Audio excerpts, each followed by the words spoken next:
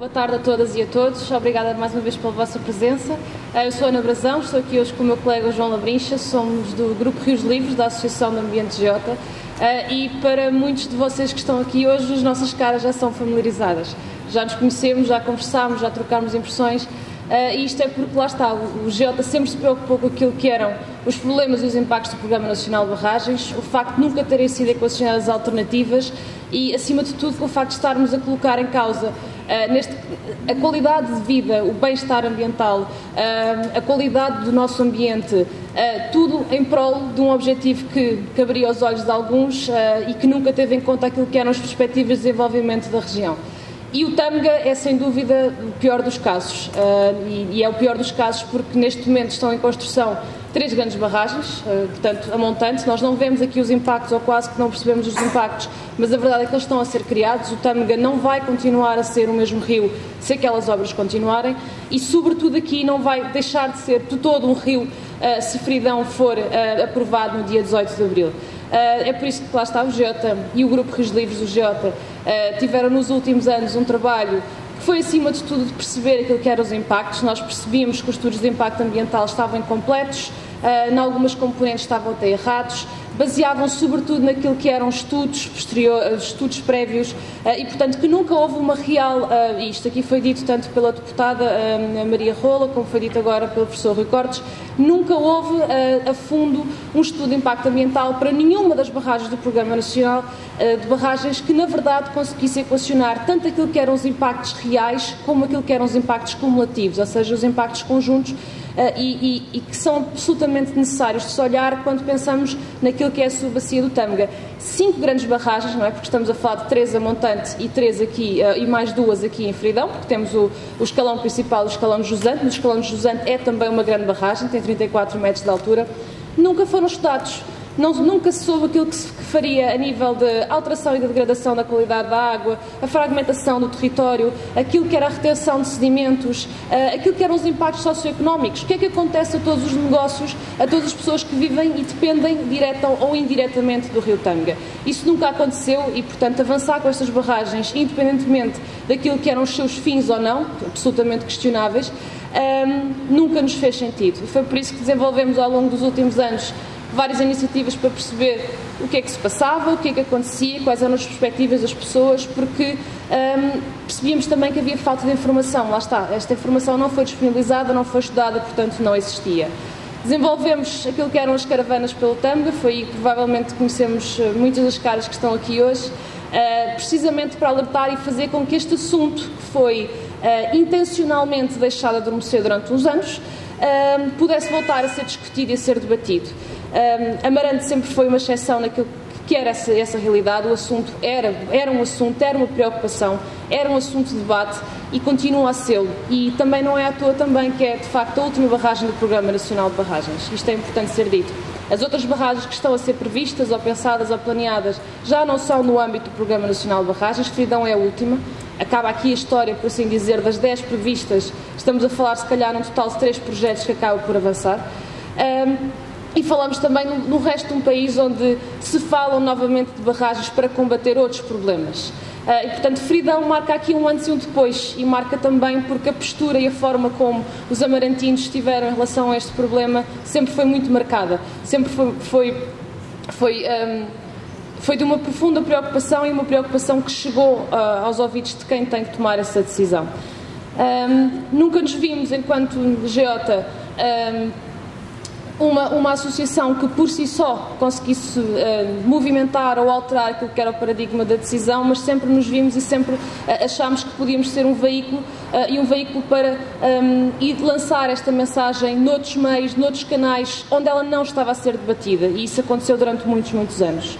Mas, como já muitos dos problemas das barragens foram aqui discutidos e, sobretudo, o projeto de Fridão, aquilo que vai ser a decisão política tomada daqui a 2 semanas, daqui a 2 semanas já sabemos se vamos estar a beber espumante para celebrar ou beber espumante para esquecer, mas lembrar aqui acima de tudo que aquilo que causou nós estarmos hoje aqui todos a falar sobre este problema e aquilo que causa ainda hoje termos que estar a falar deste problema quando no resto da Europa e em muitos outros países ditos desenvolvidos já não se fala da construção de novas barragens, é que persiste ainda um conjunto de mitos sobre aquilo que as barragens nos trazem. E é precisamente por causa desses mitos que o Programa Nacional de Barragens foi lançado, foi continuado, houve uma barragem que pelo menos até agora foi concluída e está em operação, que é a barragem de Foz Tua, e são mitos que ainda hoje continuam. E são mitos que, se nós não tivermos cuidado, podem não só provar Fridão daqui a 1, 2 semanas, como provar outros projetos daqui para a frente. Primeiro mito, precisamos de mais barragens. Ora, nós em Portugal não sabemos o número de barragens que existem. Quando aqui falo de barragens, falo de pequenas a grandes, ok? Qualquer barreira à conectividade fluvial com mais de 1 metro não é transponível por um peixe, é considerada uma barragem uma barreira. Os últimos estudos do Governo, eles lançaram um grupo de estudos, um grupo de trabalho para analisar esta questão. A última estimativa eram mais de 8.000 barragens. Primeiro eram mais de 7.000, o estudo deixou-se ficar ali pelas 8.000 e tal, sendo que as 8.000 e tal nem sequer equacionavam os rios na região hidrográfica do Norte, ou seja, Lima, Cava, Lessa, Douro. Nenhum desses rios sequer teve essa contabilização. E, portanto, estamos a falar de um país, em Portugal, só no território português, que tem mais de 8.000 barreiras nos seus rios. Continuamos a falar de novas barragens? Demais? Nós nem sequer sabemos o que é que temos no nosso território. Mito 2. Dão energia limpa ou energia verde. Este aqui não é bem um mito só destinado às barragens, é um mito relacionado normalmente com certos tipos de energia, normalmente as energias renováveis, mas é um mito porque a verdade é que todos os tipos todas as formas em como eu extraio ou retiro um recurso da natureza para me dar um bem, neste caso energia elétrica, eletricidade, todos eles têm sempre impactos e, portanto, não existe o solar que é menos bom, ou o eóleo que é um bocadinho pior, ou as barragens, ou naturalmente, quando falamos de energias renováveis versus não renováveis, sabemos que as renováveis à partida são bastante melhores, mas a verdade é que não existe isso de energia limpa, ela vai ter sempre um impacto e não existe praticamente nenhum outro tipo de energia, sobretudo dita renovável, pese embora o Geota não considere que a hídrica seja uma renovável, porque não renova, destrói por completo, sem capacidade de renovação, um ecossistema. Falamos aqui de que uma barragem cria um impacto que o solar, por exemplo, não consegue criar, que é a total destruição de um local, social, cultural, historicamente, ambientalmente, socialmente, destrói por completo e irremediavelmente o impacto que cria. E, portanto, não são energia limpa, não são energia verde, pode ser equacionado com uma necessidade, mas isso é uma pergunta que, lá está, temos que pôr à partida antes de pensar em qualquer tipo de produção nova, é se precisamos dela ou não. O pico de procura nos últimos 15 anos de eletricidade foi no ano 2010. 2007 teve uma procura de eletricidade superior àquela que foi registada em 2017. E, portanto, a verdade é que quando nos dizem que nós precisamos de produzir nova eletricidade, porque senão não vamos ter água em casa, não vamos ter luz em casa ou assim, é mesmo um mito. Isso não é verdade. É possível que venha a ser verdade. Naturalmente, a procura de eletricidade, um tipo de energia, vai provavelmente escalar, isso é uma realidade, mas não vai escalar com os modelos e com os cenários de procura que justificaram a própria criação do Programa Nacional de Barragens, nem vai escalar com a rapidez que toda a gente se espera para rapidamente aprovar obras como esta. Isso não vai acontecer. E a verdade é que, mesmo que tal venha a acontecer, nós temos que fazer uma aposta muito mais prioritária, que é na eficiência energética. Nós somos um dos países da União Europeia com maior intensidade energética. O setor da indústria, neste momento, tem potenciais de poupança entre 20% a 30% dos consumos de energia que fazem. Isto é muita coisa, é muito poupar para ganhar, por assim dizer. Mito 3. Garantem reservas de água. Há uma parte disso que é naturalmente verdade, não é? Nós estamos a juntar, a criar um novo reservatório onde aglomeramos a água que cai da chuva. Mas a verdade é que não são a única forma de o fazermos. A forma mais eficaz até de nós armazenarmos água é no nosso subsolo. E ponto número 2, elas também acabam por potenciar a própria perda de água, e aqui falo de evaporação sobretudo. E, portanto, esta lógica de que nós precisamos de criar novos reservatórios de água, sobretudo quando nós nem sequer temos contabilizados quantos reservatórios de água que temos, é no mínimo falaciosa antes de ser mito. Mito 4. São promotoras de desenvolvimento local. Há alguns casos em que isso até se pode dizer que seja verdade, mas eu sinceramente conheço casos como casos de exceção, por assim dizer. Se formos a Picote, Castelo de Bode, são de facto núcleos, são de facto regiões em que, pela qualidade da água, e são rios que têm são bacias, por assim dizer, são albufeiras que têm uma boa qualidade de água, onde, lá está, o equilíbrio e o potenciar de vários usos naquela albufeira, de facto fizeram com que a criação daquele reservatório, que não servia só para fins turísticos, ou para fins de captação de água, portanto tinha fins múltiplos, de facto conseguem potenciar um certo desenvolvimento. Agora, se nós contabilizarmos e formos, se calhar, a cada uma das 256 grandes barragens que existem no nosso país, boa sorte a ver o que é que elas de facto fizeram no território ou não. Nós estivemos a acompanhar um estudo recente feito na Faculdade de Ciências e Tecnologia da Universidade de Lisboa, que tentava analisar, e tentou e fez, analisou mesmo, aquilo que eram os indicadores de desenvolvimento, rendimento per capita, taxa de desemprego, etc. Esteve a olhar para os municípios em Portugal onde existiam grandes barragens e os municípios onde não existiam grandes barragens. E, de facto, aquilo que concluiu foi que, em todos os municípios, ou melhor, em média, para os municípios onde existem grandes barragens, os indicadores de desenvolvimento eram piores do que os municípios sem barragens. Isto não significa que as barragens vêm, de alguma forma, diminuir o grau de desenvolvimento do município, mas colocam muito em causa, lá está, este mito de que elas, de facto, elas acrescem alguma coisa à região onde estão. Elas acrescem, de facto, em alguns casos pontuais, acrescem durante a fase de construção de uma obra, e, naturalmente, que isso acontece durante 4, 5 anos, mas depois não fica lá ninguém. A barragem é operacionalizada e é gerida remotamente e, portanto, não está cá ninguém. O trabalho que elas geram no local é temporário e é muitas vezes proveniente de fora, não é? Porque é mão de obra especializada e, portanto, vem de subempreiteiros e, enfim, todos nós sabemos, olhando para casos como talvez conheçam alguns dos casos na construção das barragens do Alto Tâmega, não foi a criação de emprego esperada, não foi, na verdade até teve um efeito um bocadinho oposto, que foi o facto de haver muitas pessoas a virem, de facto potenciou um bocadinho a economia local, os restaurantes, cafés, a hotelaria, etc. Mas, por outro lado, um dos efeitos que teve foi, por exemplo, subir exponencialmente o preço do arrendamento das casas e dos quartos, ao ponto de que as próprias pessoas que moram, por exemplo, em Ribeira de Pena ou Vila de Pouca da Guiar, não conseguem competir com esses valores. E, portanto, temos aqui, lá está, um dos outros mitos, não é? Promotores de desenvolvimento local. Mito 5, que Fridão é necessária.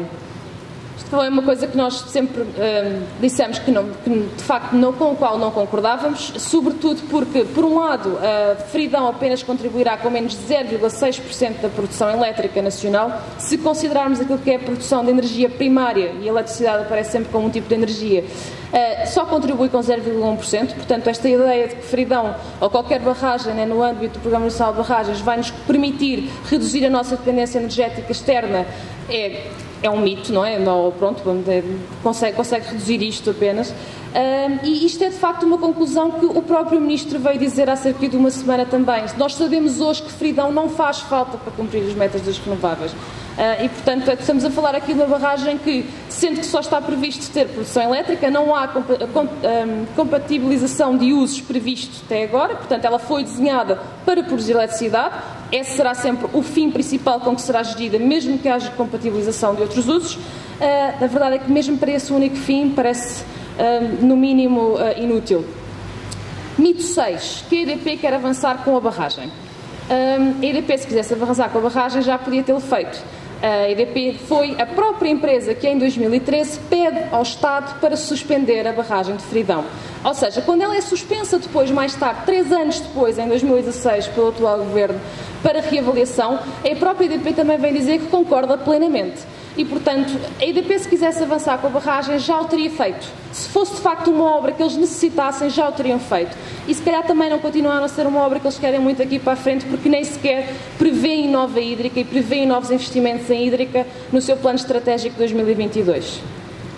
Mito 7. E talvez aquele que se tem falado mais nos últimos dias, sobretudo porque o assunto de Fridão voltou à baila, por assim dizer.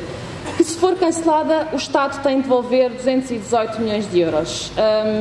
Não é verdade. O Estado pode e deve e está na posse de todos os elementos necessários neste momento para poder renegociar aquilo que é o valor deste contrato. Nós pedimos um parecer ao CEDOA, que é um Centro de Estudos e de Investigação dentro da Faculdade de Direito da Universidade de Coimbra, em que estiveram a analisar o contrato de implementação de Fridão assinado entre o Estado português e a EDP em 2008 e concluíram que não só podem, como devem. Devem porque, pura e simplesmente, as bases com que ele foi assinado à altura em 2008 mudaram. Uma das coisas, por exemplo, mudou foi, lá está, os cenários de procura. Nesta altura, Fridão já estaria construído e já estaria a dar muita eletricidade para aquilo que era um aumento incrível da procura de eletricidade. Não se verificou, ou seja, há certos pressupostos de base que há 10 anos se estimavam de uma certa forma e que hoje em dia conseguimos, factualmente, comprovar que não são verdade. E, por outro lado, também temos outra questão que pode ser colocada aqui na equação, que é o Estado e a EDP têm mais contratos.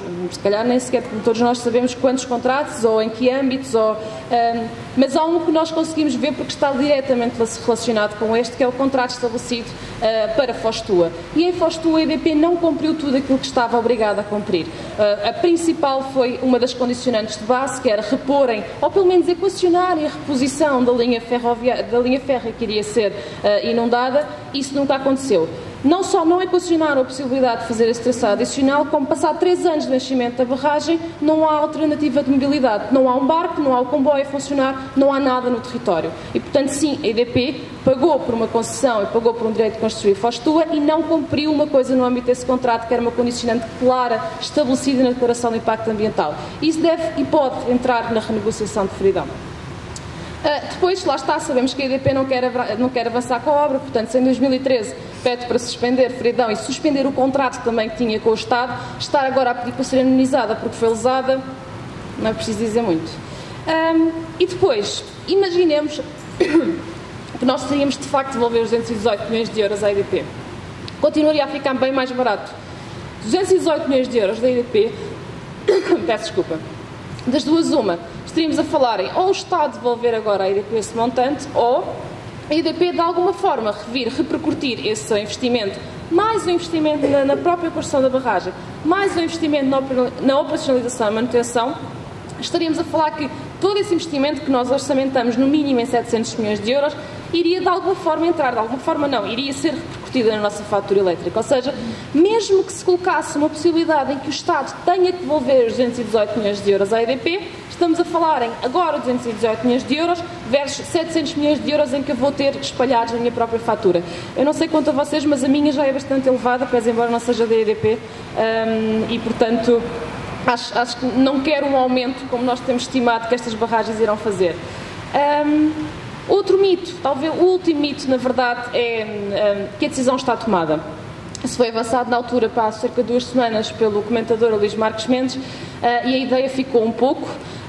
Veio até algumas notícias quase que corroborar, ou melhor, quase que reiterar um bocadinho essa ideia de que já estava tomada uma decisão e, portanto, estava tudo ok, já estava garantido, mas não está. Não está, e é preciso que a pressão pública que o Estado tem sentido ao ponto de pensar que poderia avançar com a barragem do Tua, do Alto Tâmega, mas tinha que necessariamente suspender Fridão, a mesma pressão que eles sentem neste momento para vir dizer cá fora que Fridão é ou não é necessário, que estão a reavaliar ou não, que estão preocupados com a imunização ou não, eles têm que continuar a sentir. E nós, na qualidade de uma organização de defesa do ambiente de âmbito nacional, de utilidade pública, lançámos a campanha Barragem de Fridão Não, ou hashtag Frinão, e lançámos através do site eunoassino.com uma petição que é, na verdade, uma não petição, porque é petição que nenhum de nós quer que vocês assinem. Queremos, na verdade, é que vocês não assinem, mas que peçam ao Primeiro-Ministro que o possa fazer. E, portanto, pedimos a todos que, caso ainda não tenham tido a possibilidade, ou caso já tenham tido a possibilidade, mas que voltem a divulgar esta campanha através dos vossos meios de comunicação e, portanto, das vossas redes. Estamos a falar neste momento quase de 5.000 e-mails que o Primeiro-Ministro já recebeu e isto faz uma diferença, faz. Eles têm que sentir esta pressão e têm que sentir que as pessoas aqui, que eles frequentemente dizem que precisam imenso da barragem, não a querem. Obrigada.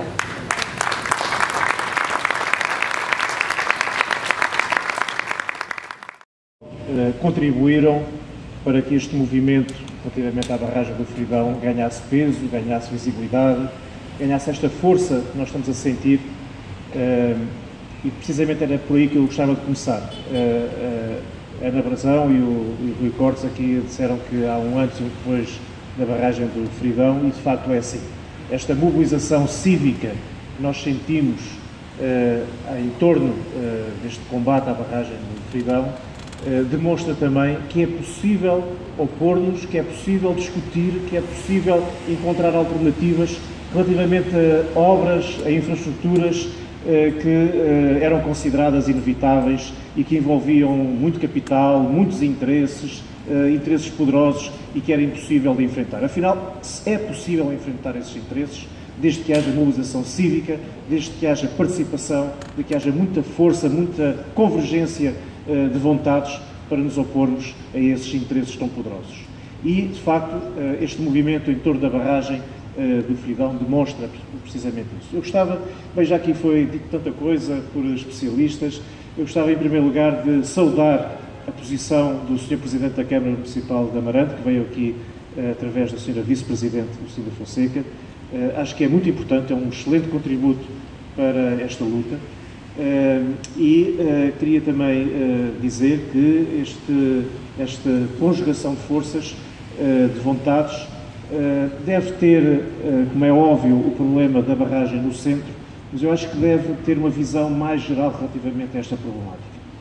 Eu julgo que, neste momento, nós temos um problema relativamente à água no nosso país e relativamente às bacias hidrográficas no nosso país.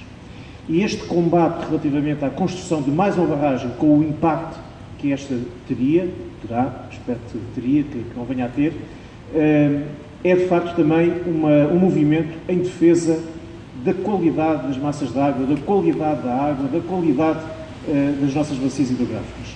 Normalmente, as populações mais urbanas, as rurais não é tanto assim, mas normalmente as populações mais urbanas, quando pensam em água, pensam, quando abrem a torneira, sai a água boa, não é? Limpinha, pronta a beber, de qualidade. Esperemos que seja também água pública, porque a água é um bem comum que deve ser público.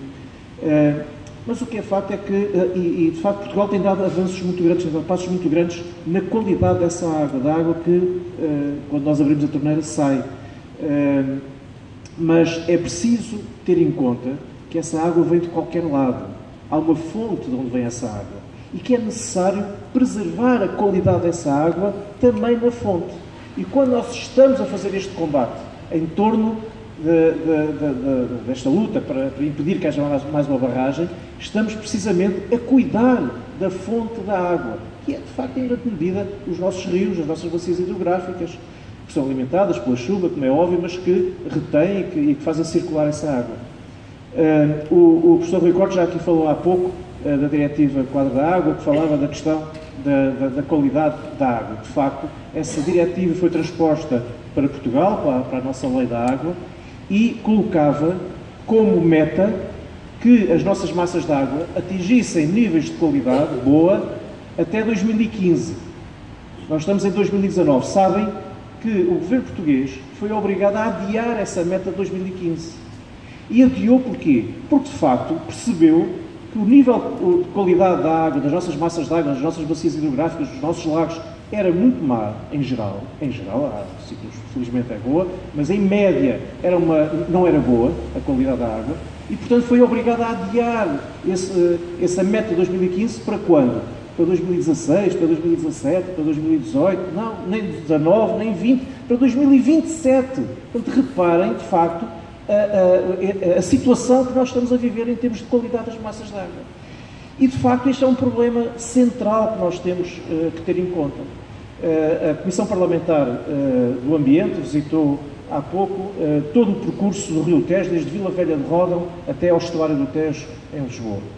E foi detectar, já tinha detectado, e foi averiguar e foi constatar um conjunto de situações que, de facto, continuam a degradar a qualidade da água do Tejo, que é um dos principais eixos hidrológicos do nosso país, através, sobretudo, das descargas que fazem para esse meio, para o rio, celuloses, má qualidade dos efluentes domésticos, indústria em geral, problemas dos mais diversos, e um outro, sempre com a EDP metida no meio disto, que é o problema dos próprios caudais ecológicos, em que a EDP só liberta a água em função da necessidade da sua própria produção de energia elétrica, e isso acaba por degradar também a qualidade da água, porque é evidente que quanto menos água há, menos qualidade temos da água. E, portanto, para mim, para nós, esta questão da barragem do Fridão deve ser colocado, e este movimento que nós estamos a ter aqui, ainda bem, deve ser também colocado em torno do problema da qualidade da água a nível nacional, das várias bacias hidrográficas que é necessário preservar e que é preciso ter em conta. Ou seja, o que é necessário é que nós consigamos, com estes movimentos, introduzir uma alteração na forma de pensar em relação aos rios e às bacias hidrográficas. Ao longo de anos, ao longo de muitos anos, e isto tem muito a ver com o próprio crescimento do nosso modelo económico, os rios foram considerados como um mero recurso económico, ou então um meio para onde se podia descarregar o que fosse necessário para a nossa produção industrial. E, de facto, é preciso mudar esta forma de ver as coisas. É necessário mudar este paradigma, ou seja, nós temos que começar a pensar nas bacias hidrográficas e nos rios, não como um mero recurso económico, ou como um sítio onde podemos fazer as descargas que muito bem entendermos, mas como um sistema ecológico, um sistema ambiental que tem que ser em si mesmo preservado e por si mesmo. Ele tem valor por si mesmo. E não apenas na perspectiva de ser utilizado como um recurso económico. E, de facto, mais uma vez, esta questão da barragem do Fridão coloca este problema, que não é pelos interesses económicos da produção de energia elétrica que nós podemos averiguar da necessidade ou não de uma intervenção qualquer, de uma infraestrutura qualquer num rio, e neste caso no Tâmega. Tem que ser em função da própria necessidade de preservação do próprio rio, enquanto sistema ecológico, enquanto sistema ambiental, enquanto sítio onde a água circula e que é fundamental que assim aconteça. Por outro lado, também dizer que, e isso aliás acho que já foi aqui bastante bem colocado pelos vários oradores, é que hoje em dia pensar numa barragem por razões meramente hidroelétricas, de produção de hidroelétrica, não faz já qualquer sentido. A produção de energia elétrica a partir da água, com esta tecnologia que nós temos, é de facto uma situação que está ultrapassada. Hoje, toda a perspectiva de produção energética, de produção de energia elétrica para o futuro, tem que ser baseada noutras alternativas tecnológicas, nomeadamente, apesar, e eu estou de acordo com a Ana Brazão, quando ela diz nunca há produção de energia sem que tenha algum impacto. Agora, é evidente que os impactos que tem a produção de energia eólica ou a produção de energia fotovoltaica, por exemplo, para além de outras que se começam a estudar, não tem comparação possível nem com a produção de energia a partir de hidrocarbonetos, de fontes fósseis, nem a própria hidroelétrica. E, portanto, o futuro tem que ser apontado para a produção de energia elétrica a partir, de facto, dessas fontes alternativas. E, inclusivamente, em termos económicos, começa a ser cada vez mais vantajoso abandonar essas tecnologias cada vez mais ultrapassadas e apostar cada vez mais, nomeadamente na fotovoltaica, que é uma das fontes de energia em que o país tem que dar passos muito importantes no sentido de desenvolver essa área de produção. Portugal, como sabem, tem um número de horas dos maiores da Europa de exposição solar. De facto, somos um país privilegiado, um território privilegiado para o aproveitamento da energia fotovoltaica, da energia solar, e nós, neste momento, temos ainda um aproveitamento muito baixo, salvo erro, à volta de 1%, ou por assim do género, da produção de energia elétrica a nível nacional. E, portanto, dizer-vos isto porquê?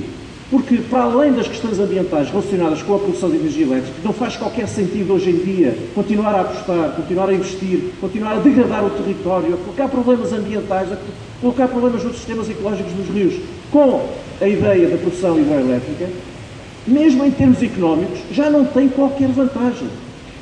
E eu acho que, sinceramente, a própria EDP já percebeu isto. A EDP já percebeu que o seu futuro não é a continuação de investimento na produção de energia elétrica a partir de fonte hídrica. E então a questão que se coloca é esta: bem, mas então se de facto a EDP percebeu isto, porque isto que eu estou a dizer é público, se forem consultar sites, redes sociais que tratam, que abordam estes problemas, isto é perfeitamente visível e claro perante a maior parte das pessoas que se interessam por estas matérias. Se isto acontece, porque é que se põe aqui alguma dúvida ainda se a EDP terá algum interesse ou não na barragem do Fridão?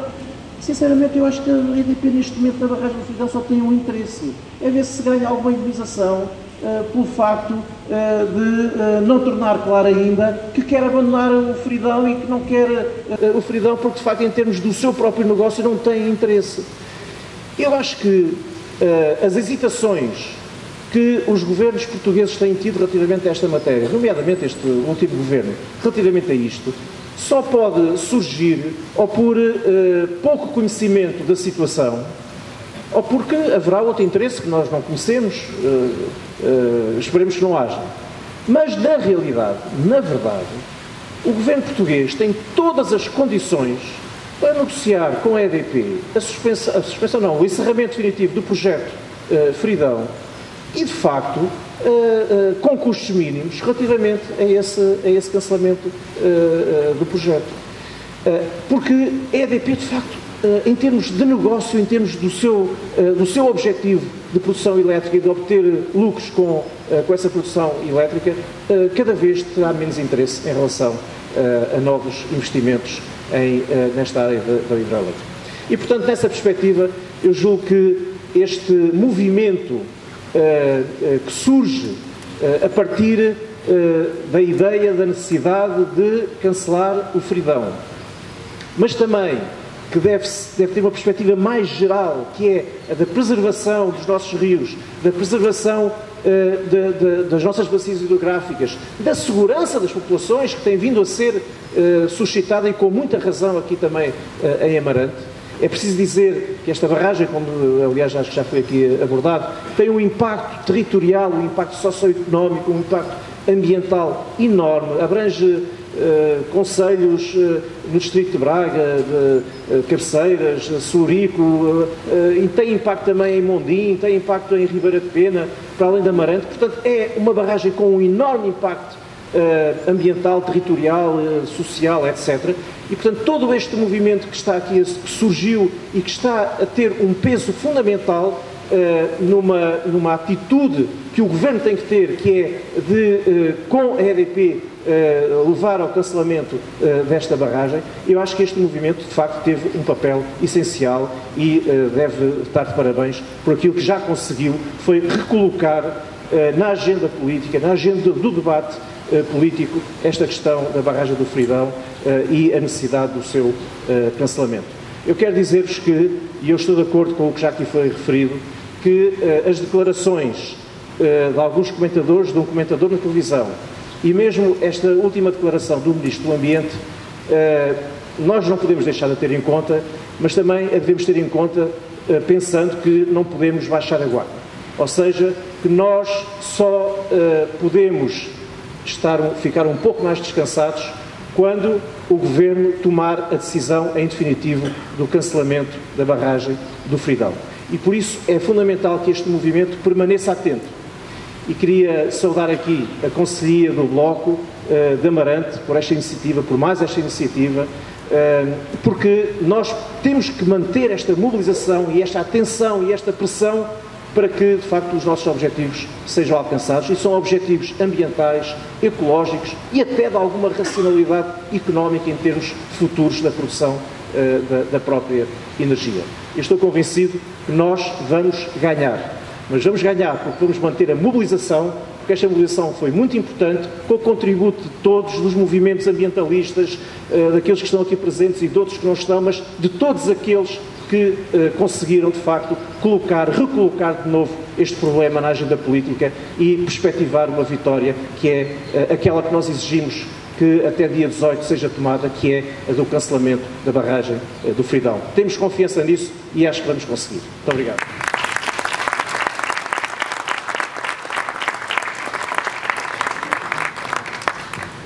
Quero agradecer a todos a presença, em nome da Conselheira do Bloco de Esquerda de Amarante, a presença de todos aqui, agradecer a presença do Coronel Artur Freitas na representação da plataforma, o professor Rui Cortes, o Presidente da Comissão do Ambiente e do Ordenamento do Território e deputado do Bloco Pedro Soares, a Sra. Vice-Presidente da Câmara Municipal de Amarante, por também estar aqui, e a Ana Brazão e o João Abrícia da GEOTA, e dizer que esta luta também não irá ficar por aqui, a nossa coordenadora ainda irá fazer provavelmente ainda mais uma ação até ao dia 18, e dizer que vamos estar sempre presentes nas lutas todas que forem necessárias. Muito obrigado por terem vindo.